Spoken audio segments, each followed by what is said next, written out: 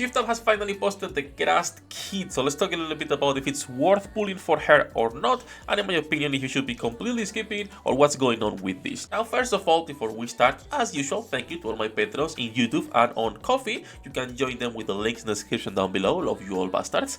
And then TLDR, should you pull for Crust? Unless you pull for Breedy and you fully invested in her for raid. This is a character for most people you can skip. This is a character that, first of all, you need to manual at the beginning of the battle in order to choose a buff. And then second, on co-op, it's almost unplayable because how bad it's going to be. And then third, utility-wise, she's providing less than, say, mates, but her numbers are actually pretty good. Even though I hate her design, I would curb stomp her.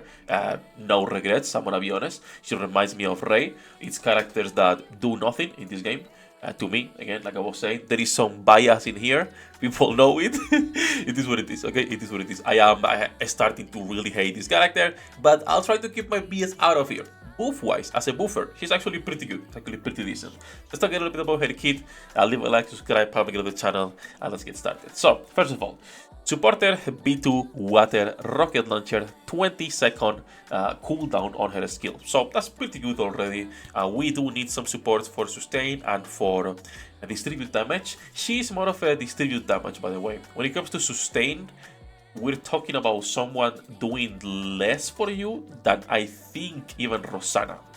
I think. Let me double check that, but yes, she's doing less than Rosanna. Rosanna is actually doing not only damage taken, but sustained damage. Like, effectively, Rosanna is better as a sustained damage buffer than what Crust is giving you. But we'll talk about that in a second.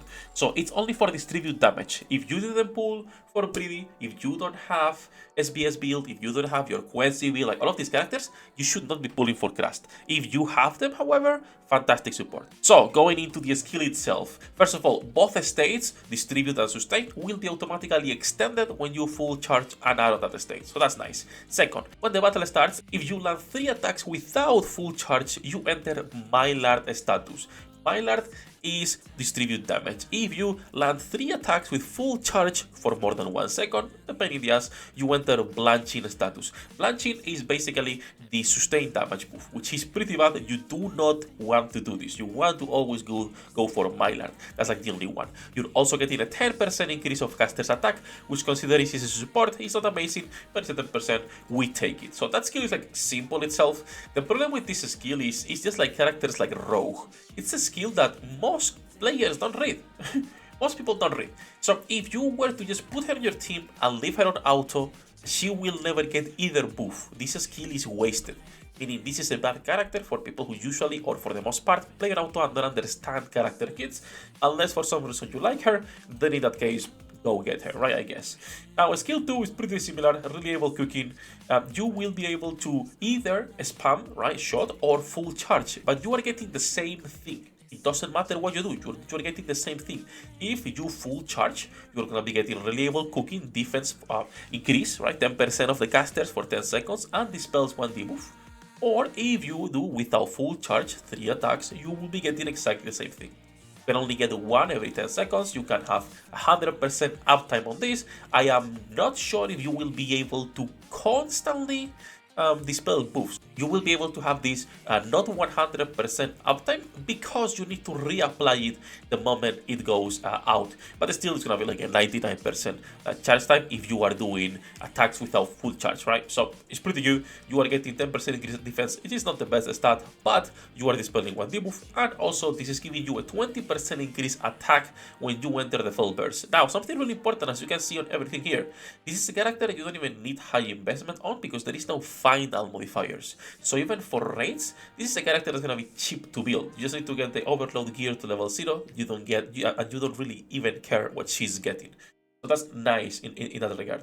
And lastly, we have her burst skill. Her burst skill is called True Flavor, and is, like I was saying earlier, pretty nice because you're getting 20% attack damage for everyone. It doesn't matter what you're doing. This is nice. Even if you would leave her on full auto, you still get 20% attack damage.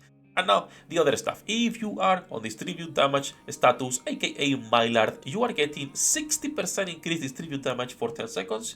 And then the bad one, if you are on Blanching status, aka sustained damage, you're getting only a 10% increase for 10 seconds. Now, 10% sustained damage is not good. But considering there is no good DPSs to begin with on sustain, it is what it is. This is a distribute damage buffer, not a sustain damage one. A 10% is not going to be making a huge difference. Like I was saying earlier, Rosanna is better for sustain teams. If you are looking for a sustain buffer, this is not it. If you are looking for a distribute damage buffer, however, a 60%, it's really good. It's actually really good. That pair with a 20% attack damage and with a 30% attack, you're gonna be also getting 10% from whatever status you're in and 20% on full burst again. Makes her a really good support, like I was saying earlier. When it comes to first impressions on what I believe she's going to be as a B2, just because of the attack damage and the attack, she's gonna be a good character. She's gonna be at least a T2 character, and that's at least. She might even be moving into the good units tier, into the T1. I don't think she will be there. Because 20% attack damage and 30% attack might not be enough to be there, but again, we'll see when we get her. The good thing about this character is that even for testing, you can just use the free one you get on the Union range, and that's gonna be more than enough. Now, should you be pulling, in my opinion, if you don't care about raids and you don't have a specific units build right now, aka Breedy and SBS, not really, or even Quincy if you will, right? Those three characters. There is no reason for you to pull. You don't care about the raids, you don't have distribute damage buffers, what are you doing before half anniversary? Considering, half anniversary is probably gonna be really big, but then again, I am a pretty big hater of this character, so I'm a little bit biased in that regard. That said, that's gonna be it for this video, honestly. Just wanted to go a little bit over her kit, what she's doing and how I was feeling. It's an interesting kit. I don't like this type of kit personally that forced me to manual a character. Just to get specific buffs, but on the other side, it's just one time at the beginning of the battle. You either you select either buff and then you are set. You don't need to do this anymore because she will keep this 100% uptime. There are few situations where she might lose this status because it's only 2.5 seconds and her charge time is 1 second and then her reload time is 2 seconds.